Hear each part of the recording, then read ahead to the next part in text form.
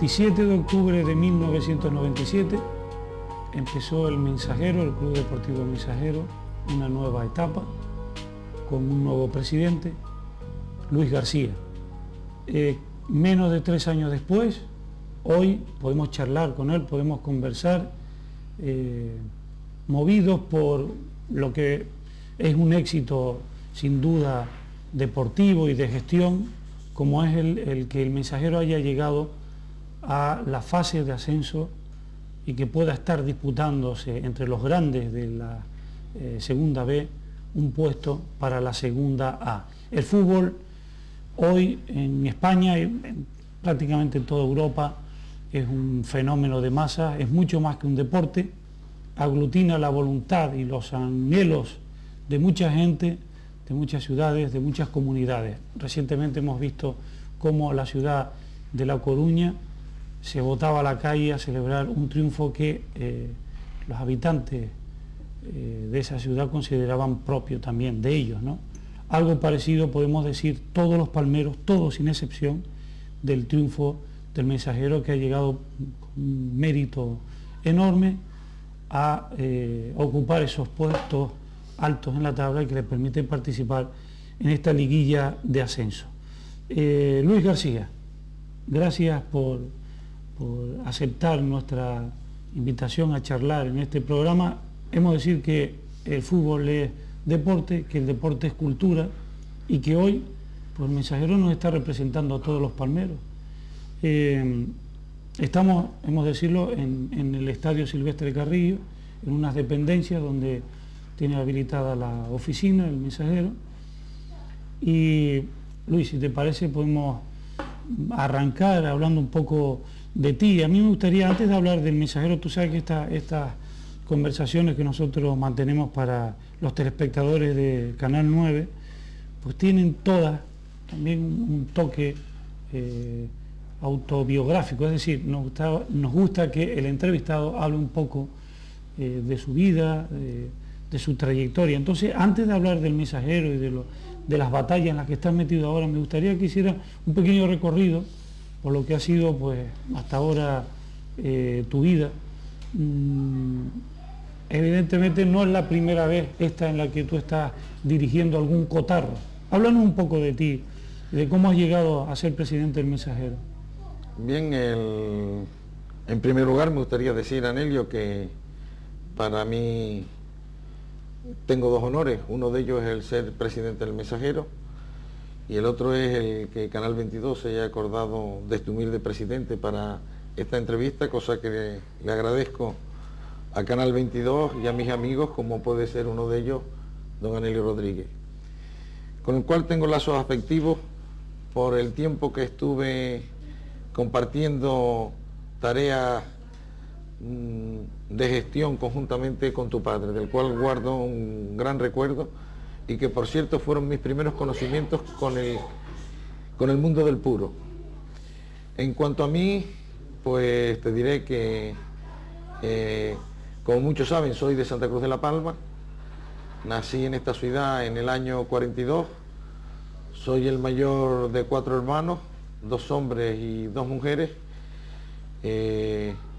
Ellos son más o menos conocidos también en Santa Cruz de la Palma. Mis hermanos, tengo una hermana que es Olga, que es profesora del Conservatorio de Música, otra hermana, la más pequeña, que se llama Mavi, que tiene también grandes aficiones musicales, y mi otro hermano, Juan García, también creo que es muy conocido por sus aficiones musicales, el director de la Nueva Juventud Ideal. Y que por cierto nosotros lo entrevistamos en su momento, hace ya pues, más de 1 año y más de 2, yo no sé cuánto tiempo llevamos, fue de las primeras entrevistas que hicimos, Juan García. Lo cual es lógico porque él es mucho más brillante que yo, y yo eso lo entiendo. No. Pero y el conocido por ser director de la Nueva Juventud Ideal, por un carro que ha hecho, por varios himnos que ha compuesto y salves sacros para la iglesia, y tiene un gran archivo musical, y creo que la sociedad palmera no ha sabido ni reconocerle ni explotar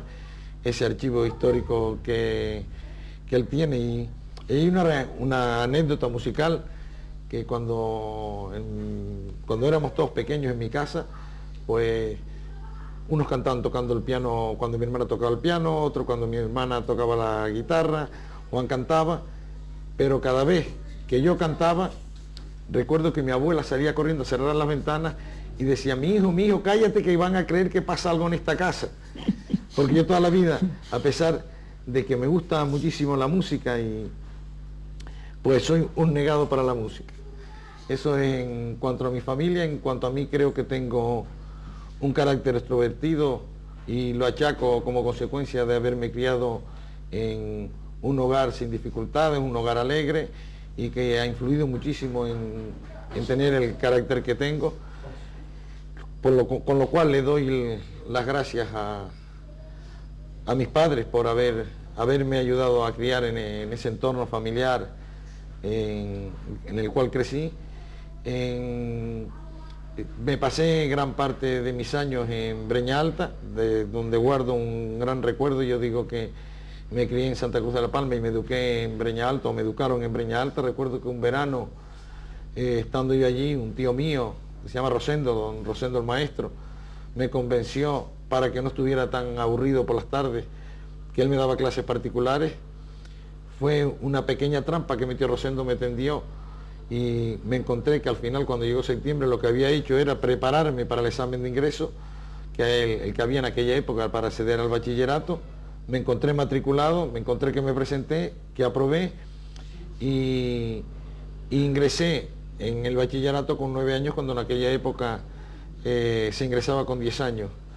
Empecé a estudiar bachillerato y ahí empezó a desarrollarse cierta afición por el fútbol, porque con nosotros convivía otro tío que se llama Hugo, el del comercio de tejidos, el cual estaba suscrito al diario Marca, y cuando él los terminaba de leer, pues yo me ponía a estudiar los diarios Marca y empecé a aficionarme muchísimo en el fútbol. Ahí empecé, como te digo, a dar mis primeros pasos en el mundo del fútbol. Fiché como infantil en un equipo que se llamaba el Jorós, del cual guardo un gran recuerdo, porque no solo disfruté con los compañeros que tenía, sino que el Jorós me ayudó a terminar de estudiar el bachillerato. Y porque mi padre me decía, yo no me opongo a que juegues al fútbol, siempre y cuando no suspendas. Como suspendas, sabes que no juegas. En una quincena me suspendieron y no me dejó ni ir a entrenar. Como no era bueno, tenía que entrenar todos los días que había entrenamiento para poder ser titular. Ese domingo el Jorós fue a jugar, yo llegué a ver a mis compañeros del Jorós, y como no había entrenado, pues no jugué, mi padre no me daba el permiso. Entonces, doña Manuela, la madre de Rosa, de Pepe y de Manolo Miñoca, que era la madre y la abuela de todo el Jorós, me dio un consejo que nunca he olvidado, y se lo repetí a uno de sus hijos, al hijo Pepe en concreto. Y doña Manuela me dijo, mira mi hijo, ¿tú quieres ser titular de Jorós? Y dije, sí, doña Manuela. Dice, pues lo que tienes que hacer es entrenar. Pero es que mi padre no me deja. Dice, pues mira, haz una cosa, estudia, entrena y serás titular. Y entonces empecé a estudiar más para entrenar y ser titular. Y ese consejo tan sabio me lo dio doña Manuela. Después, terminado a mitad de bachillerato, pasé a edad juvenil, empecé a jugar en el Palma, donde guardo también un buen recuerdo por los compañeros que tenía y por Antonio Ortega, que era una especie también de presidente y padre de todos nosotros. Y ahí conocí a un hombre que se llama Pérez, que fue un gran entrenador y probablemente adelantado a su tiempo, del cual también guardo un gran consejo. A partir de ahí terminé el bachillerato, me fui a estudiar a Las Palmas de Gran Canaria, perito industrial, terminé en Barcelona, hice lo que hoy se llama la ingeniería técnica. De ahí me vine a trabajar a Canarias, de Santa Cruz de Tenerife, como delegado de una empresa. De ahí conseguí entrar en una estación marítima que había en Puerto Nao, que estudiaba la transmisión del sonido bajo el agua. Ahí gané una beca porque esa estación pertenecía a la Universidad de Columbia, me fui a Nueva York con la beca que había obtenido ahí, convalidé estudios en la Universidad de Columbia en Nueva York y me especialicé en electrónica, hice ingeniería electrónica por la Universidad de Columbia. A partir de ahí estuve 5 años haciendo investigación y viajando y pues, ¿qué te podría decir? Desde estar en Perth y en Brisbane en Australia, a estar 3 meses estacionado en el sur del Japón, a estar estacionado en Tromsø en el norte de Noruega y en el Polo Norte, después estacionado también como consecuencia de esta serie de estudios que estábamos haciendo en Islandia, como consecuencia de la rotura que hay en el medio del Océano Atlántico, y al cabo de 5 años y que se me había pasado un poco la ilusión por la investigación y la necesidad por tener mejores empleos, pasé a trabajar a North American Phillies en Nueva York, en lo que en aquella época ya estaba un poco avanzado, estoy hablando de principios de los años 70, el hacer cine con rayos X para el ver las deficiencias cardíacas en la angiografía. Ahí me pasé 10 años en Nueva York, al cabo de 10 años me entró una cierta morriña y me vine para lo que siempre había soñado, que era el vivir en la isla de La Palma, y aquí me tienen, después de haber pasado 10 años en Nueva York, viviendo en la isla donde siempre deseé vivir. Estando aquí en La Palma, un día un compañero mío y un entrañable amigo me vio por la calle y me dijo: oye, ¿por qué no vas nunca a las reuniones del Mensajero? Porque yo me había hecho del Mensajero como consecuencia del sentimiento que mi tío Hugo tenía por el Mensajero.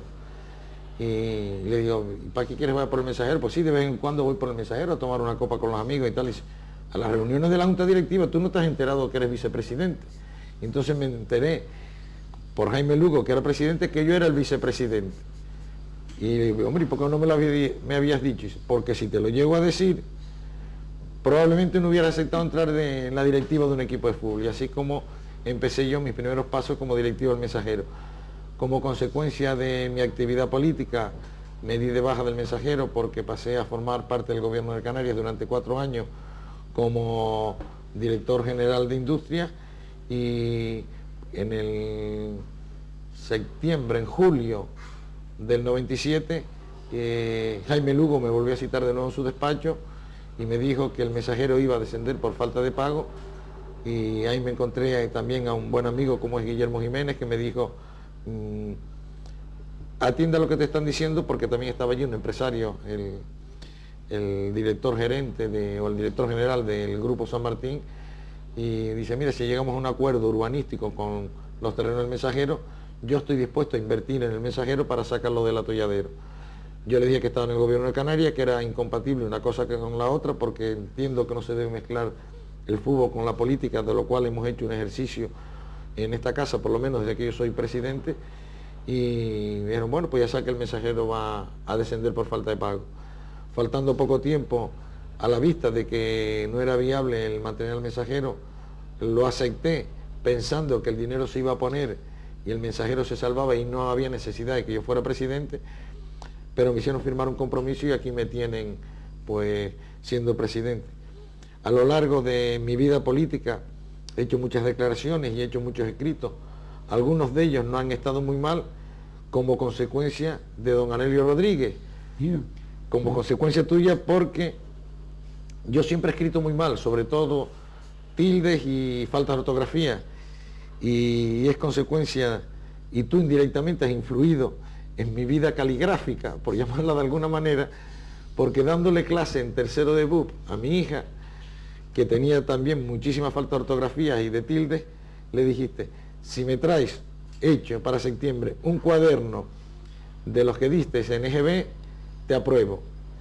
Mi hija te hizo el cuaderno, yo la ayudé, me reciclé yo al mismo tiempo que mi hija, te entregó el cuaderno y nos encontramos con la grata noticia de que mi hija mejoró su ortografía y su caligrafía. Yo la mejoré también y tú la habías aprobado en junio. Ese es un ejemplo que yo le pongo a mucha gente de lo que es un buen profesor. Y por eso te digo que a ti te lo debo. Oye, me está poniendo colorado, y además me deja de verdad, gratamente sorprendido. Al contrario, yo creo que es un ejemplo de lo que es un buen padre, ¿no? Que se sube al carro de la progresión de los hijos, ¿no? Y lo aprovecha para cambiar algunas cosas, que a lo mejor siempre quedan, como dicen los directivos de deporte, siempre quedan flecos sueltos, ¿no? Pues el de la ortografía era un fleco que tú tenías suelto ahí, mira por dónde lo recuperaste, y yo bastante que me alegro de eso, ¿eh? Pues nada, pues me has dejado sin hablar. Hombre, yo creo que las cosas de justicia hay que decirlas, porque normalmente la sociedad tiene siempre la tendencia a dar la mala noticia y no la noticia agradable, y por eso yo quería decírtelo, porque creo que la noticia agradable es la que se debe dar, y la mala noticia, si no es imprescindible, no darla, o darla con muchísima prudencia, porque hay veces que la mala noticia hace daño. Oye, y esa actitud tuya que tienes ante la vida de estar siempre haciendo cosas y siempre con buena cara, porque yo desde que recuerdo conocerte hasta ahora siempre estás de buen humor, mantienes un talante campechano, parece que no hay problema ante ti, que todo lo vas resolviendo ahí, yo no sé, hay algo mágico en ti.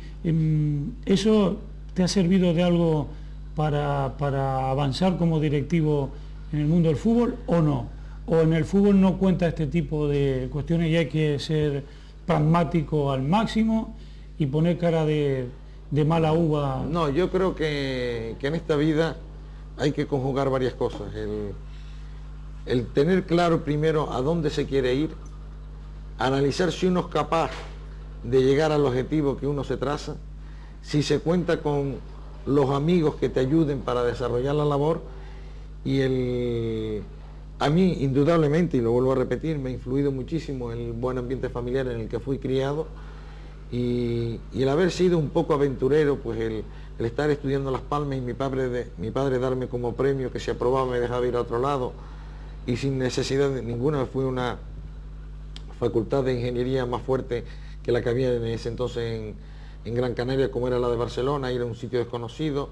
Ya ahí estaba un poco en auge el hablar el catalán, pues el moverme solo, y después el ir a estar 10 años en Nueva York, el ser aventurero y salir cada vez que había oportunidad de ir a hacer investigación en cualquier sitio de los que necesitara la universidad, el ir a esos sitios, y eso te ayuda a saberte manejar en la vida y saltar a veces y vencer una serie de adversidades que se te van presentando a lo largo de los años, y al final vas viendo la vida con una filosofía diferente, y yo eso sí que lo he tenido siempre muy claro. O sea, en vez de crearme grandes problemas y úlceras, lo que trato es de enfrentar el problema y ver si hay solución, y si hay solución afrontarla, y si no hay solución para el problema, pues entonces ponerlo sobre la mesa y exponerlo, y si no se puede resolver, pues mala suerte. He pasado por casos donde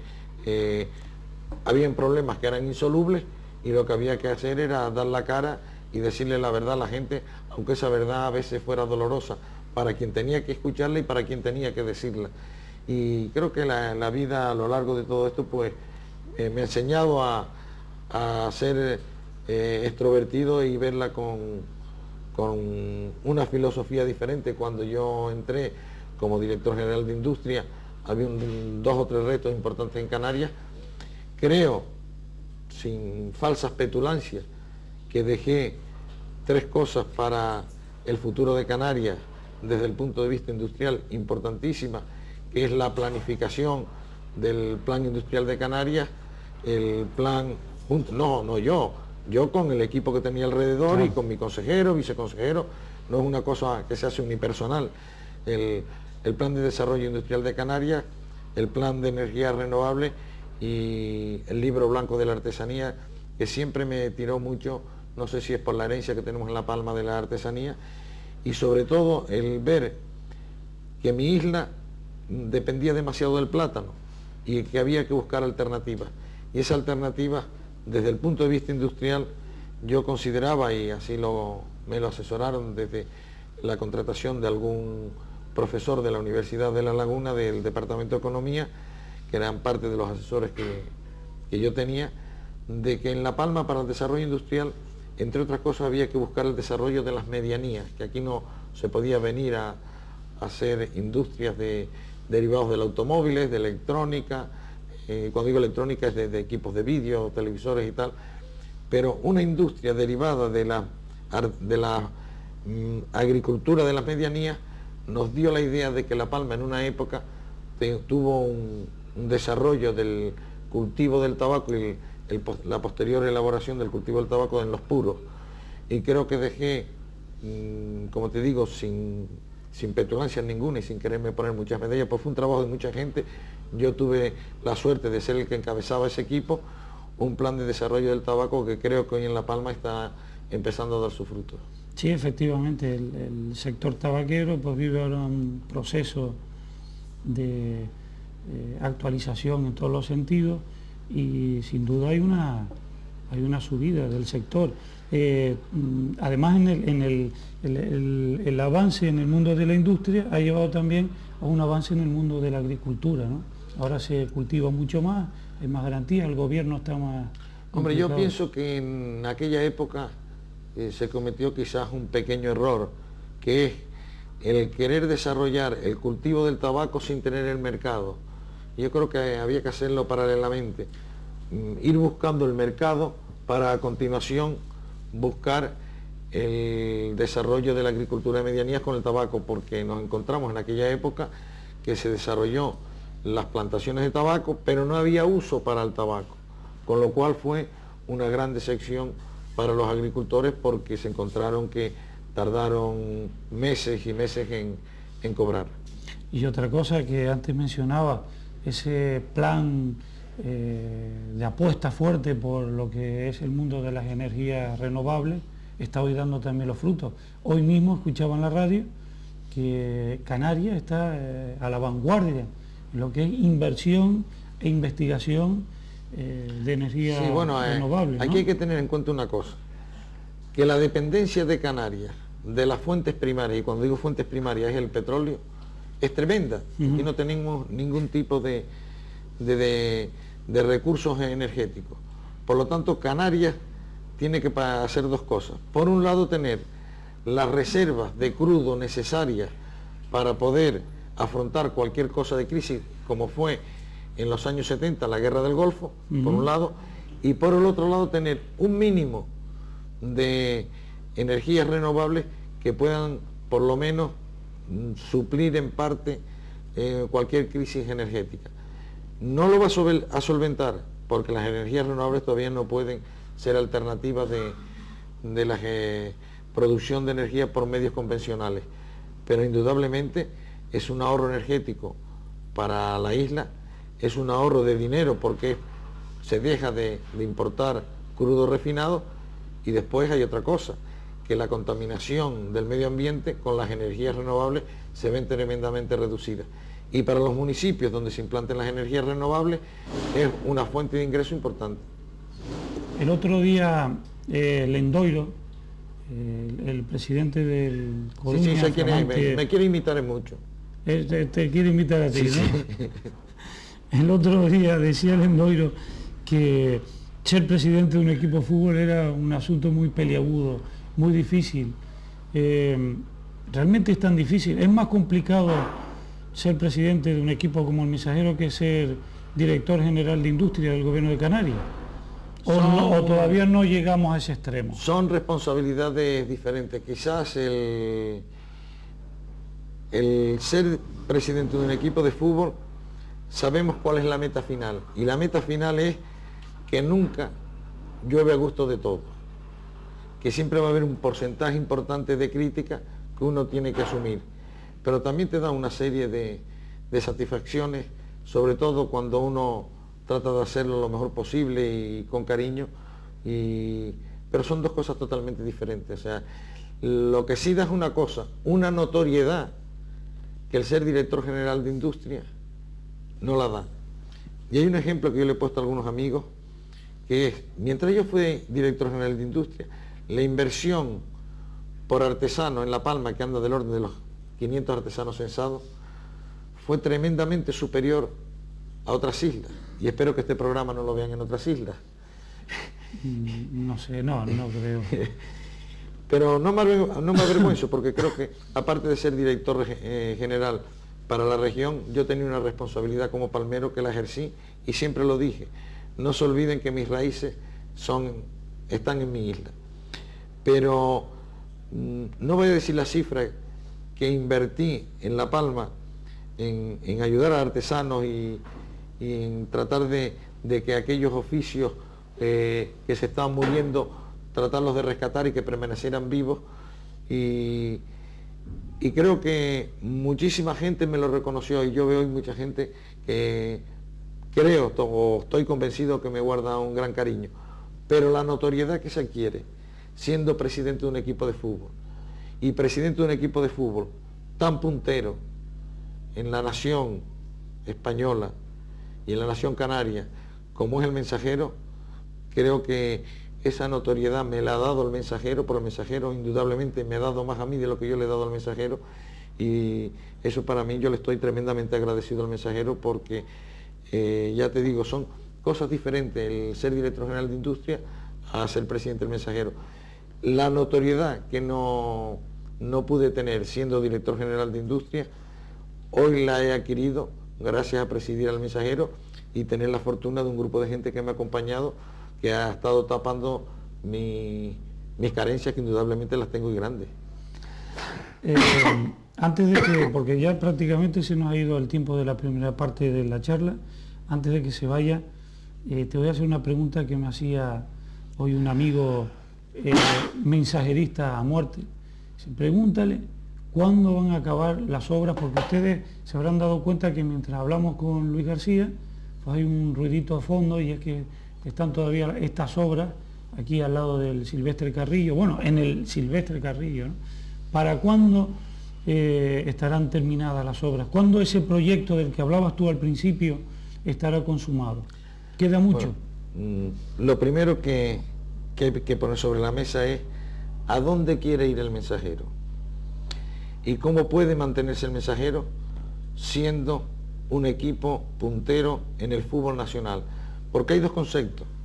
El primer equipo del Mensajero es un equipo profesional. No tiene nada que ver con el resto de los equipos que están en Canarias, que no están ni en segunda división, ni en segunda A, ni en primera, como la Unión Deportiva Las Palmas. Son dos conceptos totalmente diferentes, porque muchas veces me los quieren mezclar, y digo, el Mensajero, pobre y modesto, pero es un equipo de fútbol profesional que está militando en la segunda división B. Por lo tanto, es un animal diferente al resto del rebaño. Una vez puesto eso sobre la mesa, hay que decir, ¿y cómo se mantiene el Mensajero con la espalda que le está dando el empresariado, que le da la sociedad de La Palma y que le da la mayoría de las instituciones? Pues el Mensajero se tiene que mantener preparando recursos para mantenerse con dignidad. Para preparar esos recursos, en principio, se ideó la operación del Centro Comercial San Martín. Creo que la sociedad palmera sabe lo que ha pasado, y en este momento el Mensajero quizás no le interese, o por lo menos desde mi punto de vista, no le interese la aceleración de las obras del Silvestre Carrillo, a pesar de que eso nos ocasiona un tremendo daño deportivo, porque si el Mensajero llega a estar jugando en el Silvestre Carrillo, indudablemente hubiéramos estado disputando el primer puesto con la universidad, no nos hubieran hecho las 2 o 3 golfadas que nos han hecho en Miraflores, algún que otro partido, por no nombrar personas ni árbitros determinados, y probablemente al Murcia lo hubiéramos ganado también. Entonces ese hándicap que nos da el tener que jugar en Miraflores y no jugar aquí, pues tenemos que afrontarlo. Pero hay que pensar en algo más. Y yo te voy a decir algo que sé que a un montón de socios no les va a gustar. En los años 70, cuando el Mensajero decidió adquirir los terrenos, principios de los 70, era una necesidad el tener un campo de fútbol. Y por eso el Mensajero, a la vista que lo estaban empujando ciertos sectores de la sociedad palmera y ciertas confrontaciones deportivas, tuvo que venir a buscar el Silvestre Carrillo y crear un campo. Algo que nadie pensó, y que gracias a un grupo de mensajeristas que se dejaron el alma y la vida en esta zona tenemos el Silvestre Carrillo. Pero hoy en día, 20 años más tarde o 30 años más tarde, no es negocio, porque el fútbol hay que mirarlo ya en los momentos en que estamos como negocio. No es negocio ser campo de fútbol, tener campos de fútbol propios, y no es negocio porque hay que mantenerlo.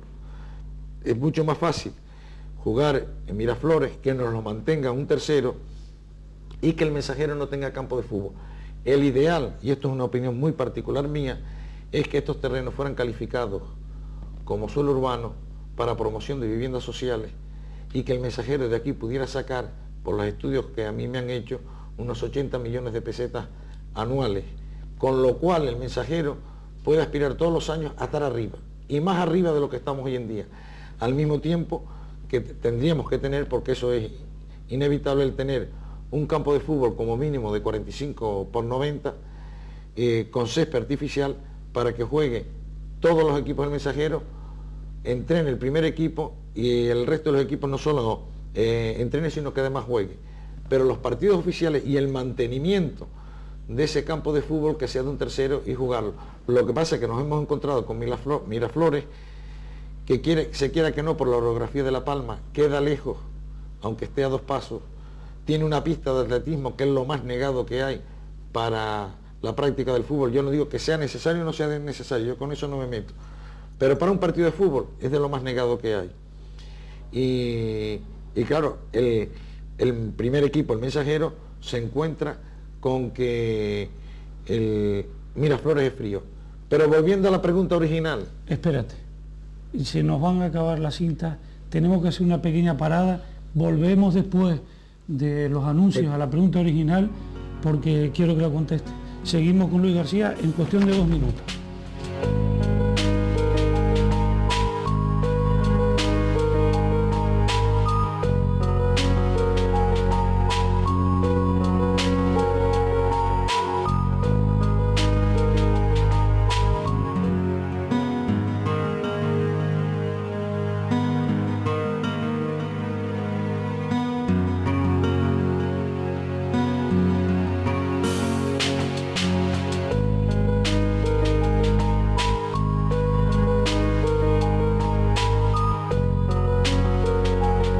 Seguimos con Luis García, seguimos en el Silvestre Carrillo, en las oficinas del Club Deportivo Mensajero.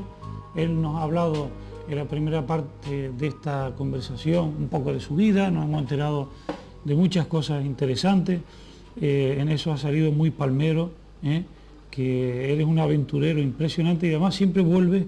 Eso le ocurre a muchos palmeros, que salen fuera, llevan una trayectoria profesional impresionante, admirable, y por alguna extraña razón que vamos a relacionar con la morriña, como tú decías antes, ¿no?, vuelven a La Palma, y ese ha sido el caso tuyo, que has vuelto. Y les recuerdo a los telespectadores que acabábamos esa primera parte de la entrevista hablando de por qué o de cuándo iban a acabar las obras de Silvestre Carrillo. Tú hiciste, con un par de pinceladas, nos dibujaste un nuevo futuro para el Mensajero, muy ambicioso, pero me gustaría que acabaras de contestar la pregunta para después retomar eso, de esos planes, ese proyecto ambicioso que tienes para el Mensajero. Quizás divagué un poquillo contando lo que yo pensaba y de la filosofía de tener campo o no tener campo, en la época en que era oportuno tener un campo de fútbol, que hoy no es conveniente tener campo de fútbol, siempre y cuando las instituciones dispongan de campos de fútbol. Y como están los ejemplos de Miraflores en La Palma, el Municipal Acero en Los Llanos, el Inter y el Milán en Italia. O sea que lo que quiere decir es que lo importante es tener ciudad deportiva y no campos de fútbol. O sea, donde poder preparar a nuestra gente, pero no soportar el gasto que nosotros hemos venido soportando, 6 millones y pico de pesetas, con el mantenimiento del césped, la luz y el agua del Silvestre Carrillo. Pero retomando la pregunta, porque sé que hay mucha incertidumbre y zozobra en la sociedad del Mensajero por saber qué es lo que va a pasar con el Silvestre Carrillo, a la vista de la nueva situación del Centro de Ahorro San Martín, y que ya el Mensajero cobró todo lo que tenía que cobrar y mucho más del Centro de Ahorro San Martín. Ahora, ¿qué nos queda? Sacarle todavía mayor rentabilidad. Y tengo que romper una lanza a favor del Centro de Ahorro San Martín, porque si no llega a ser ellos, probablemente el Mensajero hoy en día no estaría militando en la segunda división B, y creo que en esta vida no solo hay que ser justos, sino además agradecidos. Pues bien, el Silvestre Carrillo, ahora le estamos buscando un nuevo enfoque, y ese nuevo enfoque pasa porque si tú analizas la sociedad de Santa Cruz de la Palma, no hay sociedades donde pueda ir el resto de la población, sino hay una o dos sociedades para un determinado segmento de la población, pero de resto no lo hay. El Mensajero en su día tuvo historia con su sociedad, con su agrupación deportiva. Aquí tenemos el estandarte. Agrupación folclórica. La agrupación folclórica. Y entonces hay que buscarle una nueva rentabilidad al Silvestre Carrillo, no solo con aparcamientos y centros comerciales, sino hay que buscarle la parte lúdica. Y la parte lúdica es que el socio del Mensajero no solo pague por mantener a un club de fútbol, sino que además tenga unas instalaciones donde pueda asistir sus socios a su biblioteca, pueda asistir a celebrar sus primeras comuniones, sus bodas, sus onomásticas, y eso pues ha hecho que nosotros hagamos un nuevo planteamiento ante el San Martín. Entre eso y cómo se ha estado desarrollando el comercio en la isla de La Palma y en Santa Cruz de la Palma en particular, pues el Grupo de Ahorro San Martín se ha replanteado cuál es la inversión que va a hacer en el Mensajero. Pues eso lleva aparejado el que las obras del Silvestre Carrillo sufran un retraso como mínimo de un año. Y en estos momentos el Centro de Ahorro San Martín está elaborando un documento de garantía de la construcción del estadio, aunque no se vaya a poner en marcha el centro comercial. Pero lo del reponer el estadio para el Club Deportivo Mensajero es innegociable. Eso es innegociable. Y entonces, en este momento ya he tenido una reunión con el Grupo de Ahorro San Martín y sus nuevos socios. En esta semana voy a tener la segunda reunión para ver si le podemos poner fecha a la reanudación de las obras. Obras que a mí no me gustaría, ni deseo por el bien del Mensajero, que sean inmediatas. Porque cuanto más se retrase la obra, más propiedad retorna al Mensajero. Porque si no hay que esperar 10 años para buscar retornos económicos. Y yo lo que quiero es que el Mensajero no tenga que esperar 10 años para el retorno económico, sino que pueda disponer de inmuebles que le den rentabilidad económica inmediata. Y yo llamo inmediato un año, año y medio. Por eso a mí eso no me preocupa demasiado. Sé que a la socia del Mensajero le preocupa bastante, porque están viendo que tenemos que ir a jugar a Miraflores, pero no ven que el Mensajero tiene que generar unos recursos para mantenerse, porque solo con los socios y con los aficionados al fútbol el Mensajero no se mantiene en esta categoría. Por lo tanto hay que tener una cierta paciencia y buscar el generar recursos atípicos que vengan de fuera del mundo del fútbol. Y eso viene junto con el retraso de las obras del Silvestre Carrillo. Por lo tanto, yo digo, primero, que le vamos a poner fecha de iniciación a las obras para que se reponga el Silvestre Carrillo de nuevo, que no me gustaría que sea de una inmediatez del día de mañana, porque creo que eso lo que haría es dar satisfacción a los socios, que al fin y al cabo son los que tienen el mandato de esta sociedad, pero no le darían soporte económico al Mensajero, y creo que eso para el Mensajero es importantísimo en este momento, mirando de cara al futuro y no mirando para pasado mañana. Y por eso es por lo que las obras están paradas. En caso, y voy a poner un caso hipotético, que el Grupo de Ahorro San Martín no quiere invertir en el Silvestre Carrillo, el Mensajero tiene la fuerza moral y la fuerza legal para que otros inversores vengan aquí. En este momento yo puedo decir que hay más inversores interesados en venir aquí a invertir en las instalaciones que hoy tiene el Silvestre Carrillo preparadas para su edificación sin ser el Grupo de Ahorro San Martín. Lo que pasa es que el Grupo de Ahorro San Martín, ya que fue el que salvó al Mensajero de no perder su categoría deportiva, creo que el Mensajero le debe la misma correspondencia al San Martín que el San Martín le ha dado al Mensajero. No sé si me he aclarado mucho, pero que hay cosas que no se pueden dar al último detalle, porque en unas negociaciones tan complicadas y con terceros, pues podría echar por tierra la negociación de un montón de meses. Muy bien. Bueno, estás hablando de un proyecto económico que sea como un soporte, una base para, me imagino, un proyecto deportivo. Bueno, está también el proyecto social, de que la sociedad del Mensajero pues tenga una... A mí hay una cosa que me da mucha pena, ¿sí?, en carnavales y en navidades, que es ver que la mayoría de la sociedad de Santa Cruz de la Palma o baila en el puente o baila en su casa. Y si no, la otra alternativa es la avenida Marítima. Y a mí me gustaría que en un futuro los socios del Mensajero dicen, ¿dónde vas a bailar? A mi casa. Y a mis celebraciones, a mi casa. Y mi casa es el Club Deportivo Mensajero. Creo que eso es algo que si lo logramos es un logro todavía mayor que la categoría deportiva que en este momento tenemos. Bien, iba a preguntarte por el proyecto de futuro que tiene ahora mismo el Mensajero con respecto a lo que es el organigrama deportivo.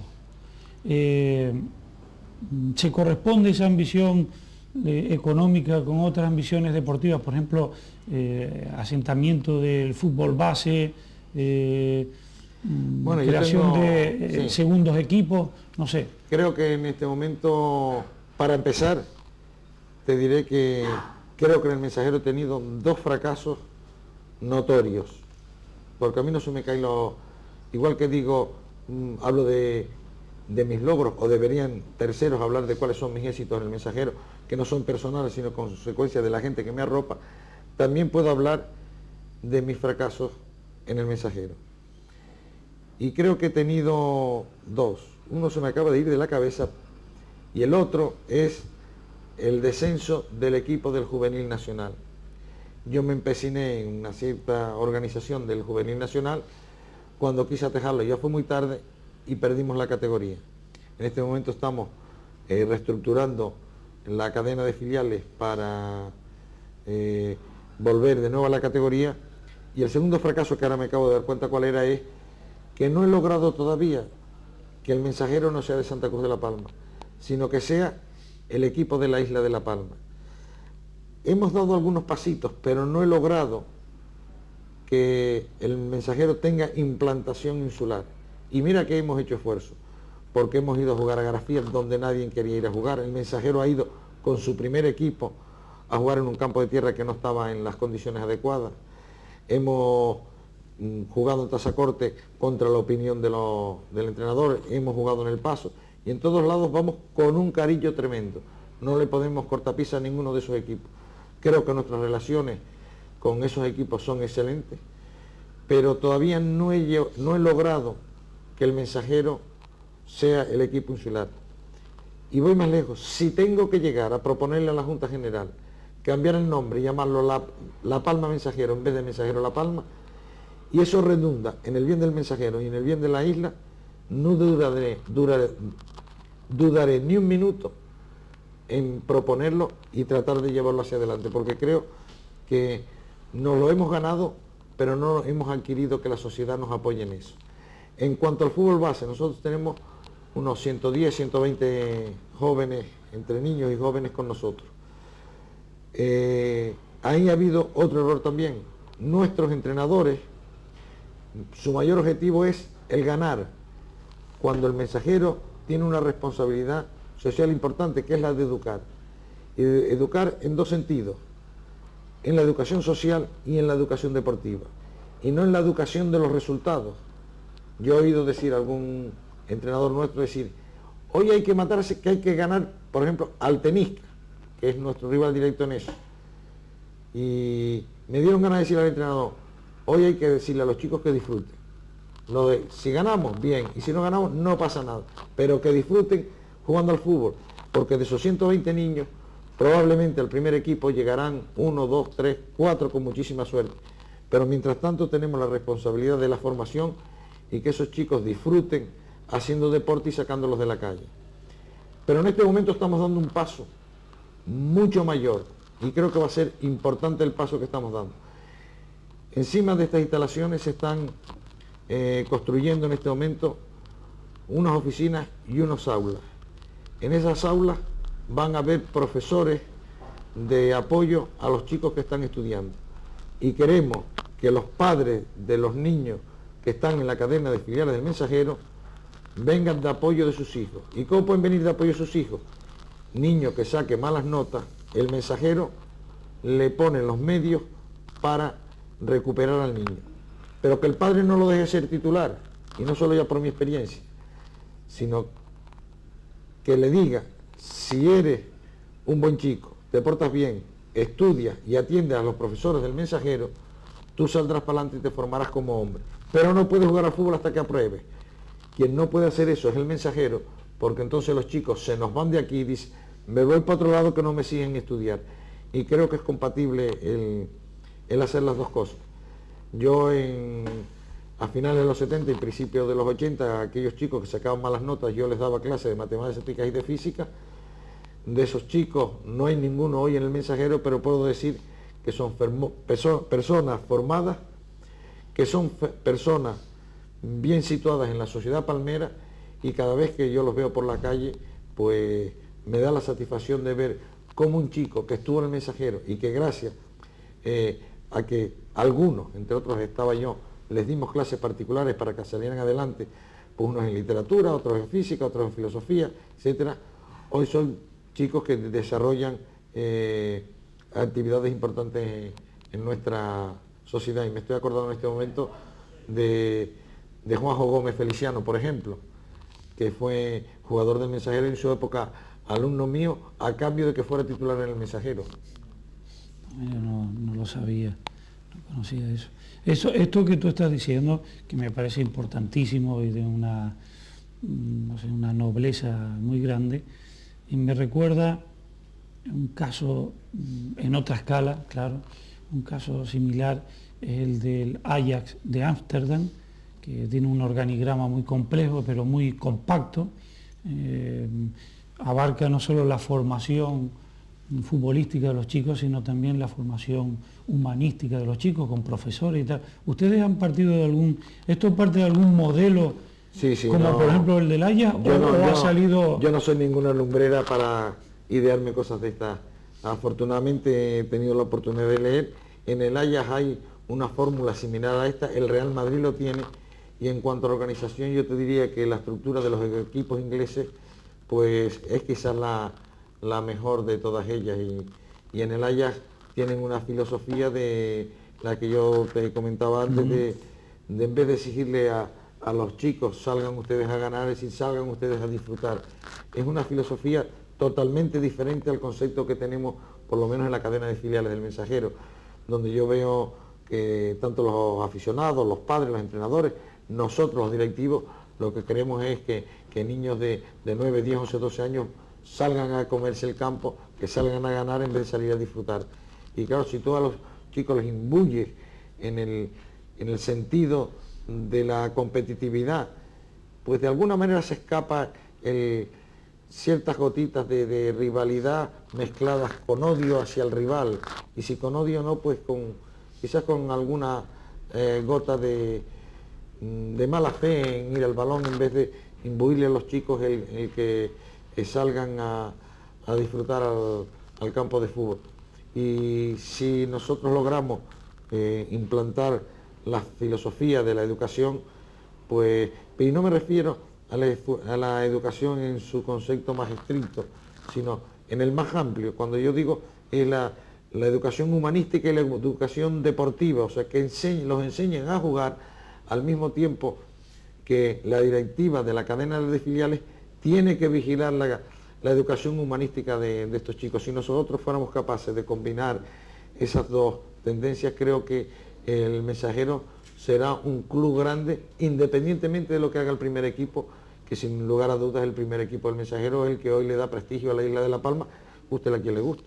Y que conste que cuando utilizamos el adjetivo humanístico nos referimos a todas las áreas de conocimiento y de saber que se pueden hoy impartir en cualquier centro de enseñanza. Porque no solo es la educación deportiva, no es la educación de EGB o del instituto, sino la educación como tal, o sea, el saberse comportar, sí, con los formar compañeros, personas. con las personas, efectivamente. Creo que al final del camino, si fuéramos capaces de hacer eso, pues nosotros vamos a tener un montón de socios más, un soporte de padres viendo cuál es la iniciativa y cuál es el objetivo que tiene el mensajero, y si lo logramos van a estar muchísimos padres aquí. Y creo que al fin y al cabo, estando en una isla como esta, pues indudablemente esto nos va a dar a nosotros un incentivo mayor para seguir trabajando y ver que el día de mañana ves a un chico por la calle hecho un hombre y que es una persona importante en Santa Cruz de la Palma o en la isla de La Palma. ¿Cuál ha sido el secreto, Luis, del triunfo deportivo del Mensajero esta temporada? Bueno, más que esta temporada yo heredé el triunfo deportivo de un montón de años del Mensajero. Y a mí, pues los anteriores directivos me dejaron una papeleta deportiva con un listón muy alto. ¿Qué ha habido este año? Pues este año lo que ha habido es, creo que, a pesar de los altibajos que siempre hay en todas las plantillas, es una buena plantilla y una buena comunicación y un buen vestuario. Y si a eso le añadimos que ha habido un entrenador que ha sabido llevar muy bien todo esto, pues miel sobre hojuelas. Y creo que eso ha sido gran parte del secreto que hemos tenido este año nosotros en el Club Deportivo Mensajero. Con respecto a lo que está ahora mismo afrontando el equipo, esa liguilla de ascenso, hubo mala suerte en el primer partido con el Murcia aquí en La Palma, con franqueza. ¿Tú qué esperas? Yo creo que la primera mala suerte la tuvimos con la espalda que nos han dado algunos. Porque, y me refiero a que en el partido con el Gijón, que era el último, donde nos jugamos la clasificación, fueron 3.100, 2.950, no me acuerdo, del orden de las 3.000 personas a Miraflores. En el partido con el Murcia, que era para volcarse, pues malamente fueron 1.500 espectadores. Y a eso es lo que yo le llamo dar la espalda a La Palma, no darle la espalda al Mensajero. Y creo que ahí se tenían que haber volcado todas las instituciones, pésele a quien le pese. Porque lo que se hizo el pasado fin de semana, ayer y hoy, ha sido una promoción de la isla de La Palma como pocas veces se ha hecho. Por ejemplo, la 2 de Televisión Española, que no ha dado ningún partido de la segunda división B, desplazó unos equipos a La Palma para conjuntamente con la Televisión Canaria retransmitir el partido para Murcia, para toda la región de Murcia. Y además hizo un reportaje de la isla de La Palma mostrando cuáles son las bellezas que nosotros tenemos para la comunidad de Murcia y la de Valencia. Se desplazaron unos 7 o 8 medios informativos a la isla de La Palma y radiaron el partido para la comunidad de Valencia, para la comunidad de Murcia, parte de Andalucía, y desde Castilla y León estaban dando flashes informativos de la isla de La Palma.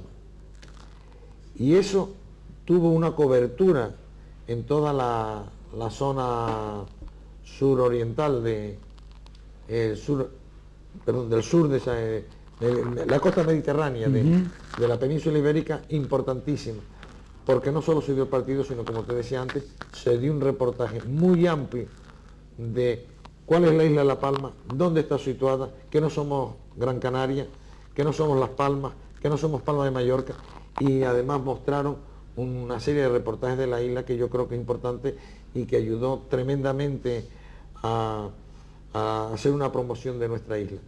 También tengo que decir otra cosa, que el fútbol de la segunda división B deja más recursos económicos en la isla de La Palma que lo que dejan los cruceros marítimos que vienen aquí a La Palma. ¿Que sería una pena perderlo? Claro que es una pena perderlo, cualquier cosa que se pierda da pena.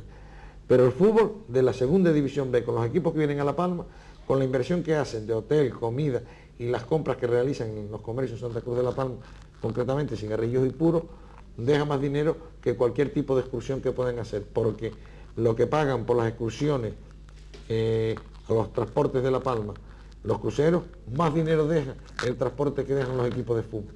Y el último botón de muestra lo tenemos con el Murcia, que estuvo 3 días en la Palma Romántica en Barlovento, que estuvo 2 días en el Hotel Taburiente en la Costa Cancajo, y mira tú el dinero que eso habrá generado.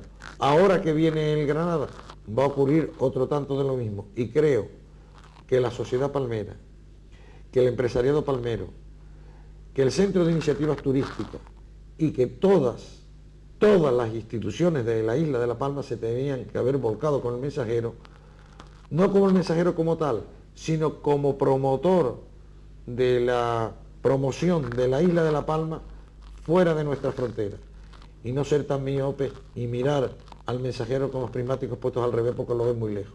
Creo que eso es de una miopía política y cicatera hacia la promoción de la isla de La Palma. Bueno, no te voy a preguntar sobre cuál crees tú que va a ser el futuro inmediato del Mensajero. Por naturaleza eres optimista y esperas lo máximo. Cuando acabe esta liguilla de ascenso, pues lo ideal sería que el Mensajero la acabara triunfante en cabeza y que subiera a segunda A. Quizá, tal como está hoy el mundo del fútbol, y dado que el Murcia, el Granada y el Burgos son equipos muy potentes económicamente y que sí cuentan con ese apoyo institucional en sus respectivos lugares de origen, ¿no? Quizás resulte un poco soñar demasiado, pero bueno. Bueno, nosotros perdimos el domingo, ¿sí?, porque creo que influyeron varios factores. Entre otras cosas, teníamos enfrente un equipo con muchísimo oficio, teníamos una serie de lesionados que tuvimos durante el partido, donde se sancionaban a los del Mensajero y no se sancionaban a los que lesionaban a los del Mensajero. Creo que al final tuvimos mala suerte, pero eso no quiere decir nada. Están recuperando nuestros jugadores. Yo voy a acompañar al equipo a Granada porque soy optimista, aparte por naturaleza, por conocer quiénes son los jugadores que tiene el Mensajero, y sé que van a dar la talla y se van a dejar la piel en el campo en el Estadio de los Cármenes en Granada, y yo creo que todavía estamos a tiempo de hacer un papel digno. Y si no ascendemos a la segunda división A, ahí viene mi siguiente pregunta, que el papel del Mensajero ya quedó bastante bien hecho, porque nosotros hicimos un equipo para estar entre el 10 y el 12 y hemos estado arriba de todo. Incluso hubo una jornada donde estuvimos liderando la categoría. Por lo tanto, nosotros no nos vamos a precipitar en el Mensajero 2000-2001, porque no creo que este sea el momento adecuado, no es el momento de hacer estas cosas, porque si ahora se empieza a reestructurar el Mensajero del 2000 o del 2001, siempre se producen altas y bajas, y aquellos que se den la baja, pues no van a jugar con el mismo interés, sabiendo que no van a seguir en el equipo, que si en este momento están encaminados a lograr un logro. ¿Qué vamos a hacer el año que viene? Lo primero de todo va a ser conformar un entrenador, porque yo creo, o lo segundo, mejor dicho, creo que lo primero de todo es hacer un presupuesto, ver hasta dónde podemos llegar. A partir de ahí, siempre entre el 3 al 6% hay que dedicarlo a lo que es el técnico y el equipo de apoyo al técnico, y sabiendo cuánto queda para el resto, conformar el equipo, pero en función del entrenador. Si nosotros fuéramos capaces, que es algo que no hemos tenido tiempo hasta ahora, de tener claro nuestro presupuesto, tener claro quién va a ser el entrenador, y ahí entonces hacer la plantilla de acuerdo a las condiciones técnicas que el entrenador va a imponer. Nosotros le hemos hecho desde hace tiempo el ofrecimiento de la renovación a José Manuel Arévalo, del cual estamos muy contentos de tenerlo entre nosotros. Si llegamos a un acuerdo económico se queda, y si no hay acuerdo económico pues se va, pero así de claro. A mí me gustaría que el Mensajero tuviera de nuevo a José Manuel Arévalo, porque creo que va siendo hora que el Mensajero no solo mantenga el entrenador a lo largo de la temporada, sino que se le dé continuidad al proyecto. Y lo que no cabe duda es que dentro de ese proyecto, si hay algo que va a imponer el Mensajero, aparte de imponer su presupuesto, va a imponer que algún chico de La Palma lo metamos en el equipo, algún chico más, aparte de los que tenemos, no para que sea titular, sino para formarlo para ser titular. No nos importa esperar a la temporada 2001-2002. Tenemos casos que no lo voy a nombrar ahora, de jugadores recién salidos, que no eran partían como suplentes natos a principio de la temporada y hoy en día se ve que en la próxima temporada pueden aspirar a ser titulares.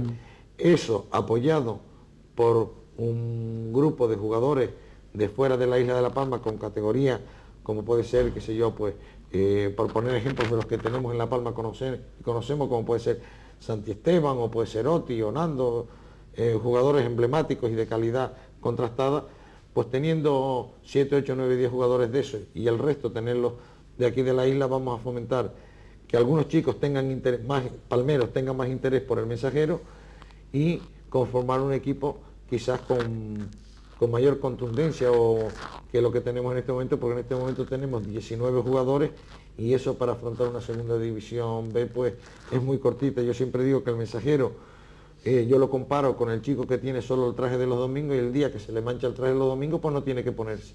El Mensajero con 19 jugadores no tiene sino el traje de los domingos. Y aquí quiero agradecer al entrenador, al fisioterapeuta y a los jugadores el haber estado 30 y tantos partidos dando la cara durante toda la temporada por este club. Bueno, pues con ese agradecimiento tuyo vamos a tener que acabar porque se nos ha ido el tiempo. Te hemos escuchado con mucho interés, ha sido un placer, has hablado de ti, has hablado de los demás, sobre todo de los demás, y yo creo que has ofrecido la cara que realmente intuíamos y conocíamos. Bueno, yo particularmente ya conocía de ti, que es de ese hombre que sabe conjugar el pragmatismo con una visión optimista de las cosas.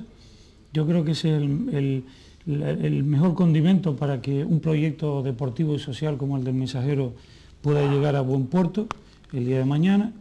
Te deseamos toda la suerte del mundo, a ti y al mensajerismo, se puede llamar así, ¿no? Mensajerismo. Y nada. Me gustaría que el día de mañana se diga el mensajerismo palmerismo.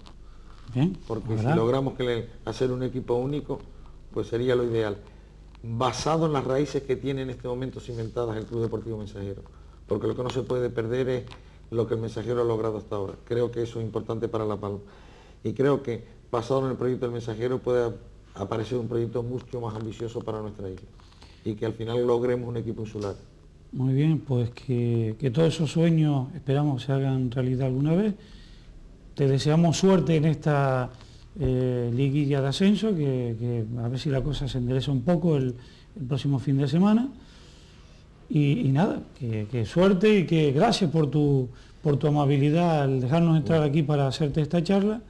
Y a ustedes, pues como siempre, los emplazo para la semana que viene. Volveremos a vernos en este espacio de Canal 9, Canal 22 como tú decías antes, pero también Canal 9 y de todos ustedes, el espacio de todos ustedes. Luis, pues gracias. Muy bien, pues a Canal 31, que es 22 más 9, le doy las gracias por haberme dado la oportunidad y ya te digo, Anelio, que para mí ha sido gratísimo el poder compartir contigo un rato más. Muy bien, pues suerte y gracias. Buenas tardes.